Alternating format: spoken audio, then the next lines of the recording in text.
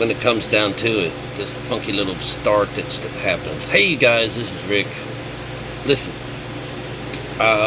you know, I would think that, hey, could be going all the deep end. Could it be? I'm not so sure. I'm going to turn some more light on. Oh. Once you've seen every nook and cranny of my face. Listen, if you've not been here before, or have ever heard such a thing as meditation and the single eye and the great deception, you'd find that all of these things are, you know, they're kind of intertwined. And one of the things, oh yeah, hey, I'm Rick Worth. What I do is I've been sharing some of my learnings where I put pieces of puzzles together, and a puzzle would be like, you know, a parable, you know, and an allegory. But I put pieces of puzzle together to come up with a bigger picture. And all through time, I've just been really interested in finding this. I would hear this, and I would hear this, and I would see this, and I'd find that, and slowly but surely piece everything together. And you say, oh yeah, well that's just your opinion. Well, yeah, it does. But you know, I've been taken from some pretty credible sources, and that one source recently has been our Bible. You know, so you know, I like to say that, you know, there's a mess of atheists out there that say, you know, yeah, you're wasting your time. And then there's a whole mess of Christians out there that say I'm wasting my time too. But, you know, it's just so funny that both of those people are a part of mankind. And, of course, I'm doing something wrong to them because they're worried about me not being saved. And I'm worried about them not being saved. So, you know, we have this little thing going on. The thing is that I know how to read our Bible, and I teach people how to read the Bible so that I'm not the only one, and that you can do it yourself. You know, we just did a little rundown on just the first few chapters of Noah, you know, not Noah, of Moses, you know, a leader of a big religion. You know, no, he wasn't. He wasn't at all. He's you. You know, he just winds up someone who's being brought out of the water is what it means. You know, these wonderful little stories are myths, but they're myths that talk about something that's real. So, you know, even if you think, you know, you have these myth stories, we don't believe in myths, but there's an underlying, there's something in there, and in this case, there truly is. There is a what they call the spirit of the text. So you will find that a lot of things that are dealing with this God, this energy of God, creation and destruction, these energies, that they are often brought to us in symbolism. And of course, if you don't know how to read the symbolism, you'll never see this. It never comes to light. And the way that they've made us read our Bibles is at face value. That's fundamentalism. And of course they say, yeah, there's some things in here that we know are going to be like a myth and we can interpret it this way. But listen, here's one of their interpretations is, you know, when this army comes in to destroy people like the children of Israel that have been bad, you know, they stomp on them and stomp the grapes. They stomp on them like grapes. They put them through this grape press and blood rolls all through the place. This is what they believe, all right? But in reality, what you're doing is you're separating the skin, what is holding in what's inside, and letting it loose, letting it out. And so we do this by going inside and meditating and going in here and cleaning house.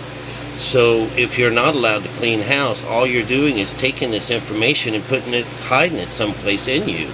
And this is the situation where this builds the beast. This makes you mad. It's just crazy. You know, you can get mad at a moment. You know, this is the beast. This is the two horns. Anything with two is the beast. Is you, God's creation, and you're in duality, and you're on this way if you want to do it this way.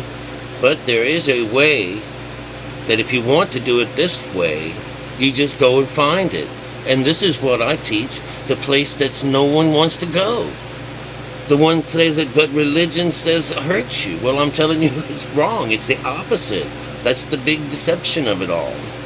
Listen, Moses goes in to give the first, tell the Pharaoh that I want you to let my people go. What it is he's got them in labor. He's got them trapped over here on the left side of their brain, and they're not allowed to have straw, and they can only build with bricks. So what that means is they're limited, what they would call to stubble. All right, that straw is our backbone. It's another situation where later on they call it, the rod. What is that in your hand, Moses? A rod. Grab it by the end, and it turns into a serpent. All right, grab it again, and it straightens out. Well, anyways, that line, that rod, that's us. This is the priest of Midian. This is all this. It runs rampant in this book. So all you're given, if you follow the outside text, the letter, if you follow the letter, which the letter kills, Apostle Paul tells us this, that if you follow being ministers of the New Testament, not by the letter, but by the Spirit, for the letter kills and the Spirit saves. So, this is your thing. You want to be on the outside of things, you want to be on the inside of things. Well, he wants you to be on the inside. There's a whole lot of people on the outside. There's not a whole lot of people on the inside. And these people that go on the inside have this thing whenever they go down. It's called virgin mind. The virgin mind, male and female, have this. When you shut off the mind, you birth this little energy. This little energy is like a child. It's like your soul is a child. This is the child that you have to be to come to heaven. Remember, Jesus says, unless you come to me as a child, you cannot come. You cannot inherit the heaven. You can't. You just can't. You also have to hate yourself, your family, your mom and dad, your brothers and sisters. You'll find that all of this, the family, is you, these different parts of you. And if you can't kill them and you can't enter as a child, you just can't do it. And that's all it's asking you to do. It just sounds mean. It just sounds really mean, but... So what religion does is, there's your BAAL. There's your BAAL. You're feeding your child to them, because without that child, you can never make it up here and open up the right hemisphere of our brains. It's a self-help mechanism. Physician, heal thyself, and don't kill the messenger. I'm telling you what's true. This is whether, if Jesus were real, this is they kill the messenger, all right? And then they tell you, all right? Say it like this. They put him upstairs with this other guy, Barbanus, whatever his name was, the thief, the murderer, right? Passover, which one do you want? Which one of these guys? This is your choice. This is your choice being given to you. Literally. Okay? Do you want to set this one free? Do you want to crucify this one, or what? What do you want to do? And the crowd, remember, this was brought on by, let's say, Uncle Sam, or the status quo, the governing body of the day, deciding this with the clergy, the Pharisees, the religion coming together and tricking public. Who do you want to set free? Who do you want to kill? And the public yells, crucify Jesus. So we asked for this. Someone did back then. Someone else did a long time ago. This place was given to this lower conscious of ours, and it just has a ball. And it tricks you, and it does all this, and the only way out, and you still live here, and resist, is by going inside. Find the straw and replace that brick with the stone. You can't do it with man-made stuff. That's what the broken straw, the pieces.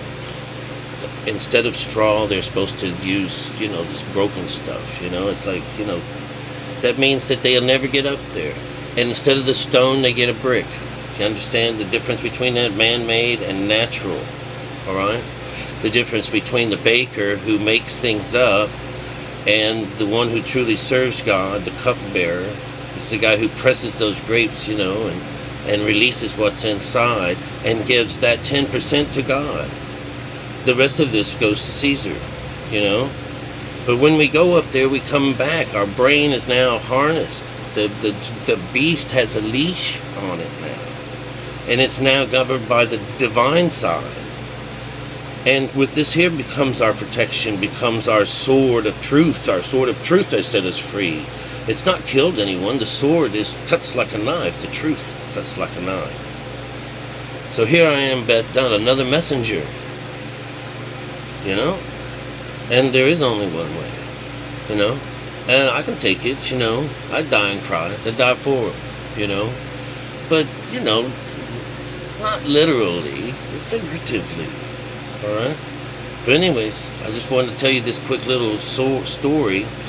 You know, it comes right out of your Bible. You know, when you're only given, you know, spittle or broken pieces of things, you know, what do they call it? Didn't even write it down. But anyways, it's the difference between having something that's one piece and a bunch of little pieces. And having only, you know, brick for your religious things, you know, because that's what it's talking about. The stone is a natural way, and that's the real way, and the brick is not. That's mankind, serving mankind. I love you guys. I'll see you later.